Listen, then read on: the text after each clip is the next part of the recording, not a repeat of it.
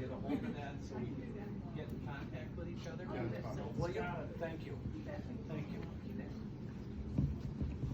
Air Force. Woo! Yeah. Smart. They took the blue pill. I'm not going to give you the story about how hunting saved my life. I was actually 478 pounds at one point. So you think I'm fat now? Yeah. That's neither here nor there. What was it 2 years ago? We were up at Riverton and we were at live site. Maybe. Yeah. And somebody said that, hey, you know what? You didn't thank the landowners. We had this whole dinner and no one thanked the landowners. So I'm going to take a minute to thank the landowners. If there's any in here, I don't know if there is, thank you. The other thing is the guides.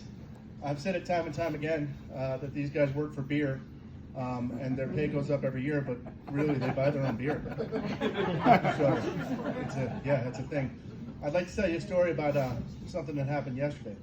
I went out with Jim. Jim, can you stand up for a second? Does everybody know Jim? Oh, yeah. That's he's one of the best guys here. There's only like 10 of them, but that's one of the top 10. So, and, we were sitting there, and we were in Area 73, and I was in a pickup truck with my girlfriend and a guy that I went to Iraq with a couple times. And we were following Jim around, and Jim's like, "Listen, you guys can follow me all day long, but when I get to that high point right there, you're not following me anymore." Okay, so we get out there and we're trucking around, and I'm like, you know what, this is a good time. We're looking for a doe. Like, this is a good time for us to split off. So we split off and we start walking this ridge where I see these two antelope. And I'm looking at them and I'm like, you know what, I got a 10-power set of binoculars. We got an 18-power scope. So I turned to my buddy Rippy and I was like, Rippy, just take a look at that back one. I think that might be a doe. Well, sure enough, the second he gets in the prone, Jim's got legs that are about 8 feet long. So when Jim walks, it's faster than any of us can run. But Jim comes running up, he's like, "Those are bucks! Those are bucks! Don't shoot those bucks!" And I'm like, "Jim, I've never seen you run before," because I wasn't running. But he came running up just to make sure we could shoot that back buck.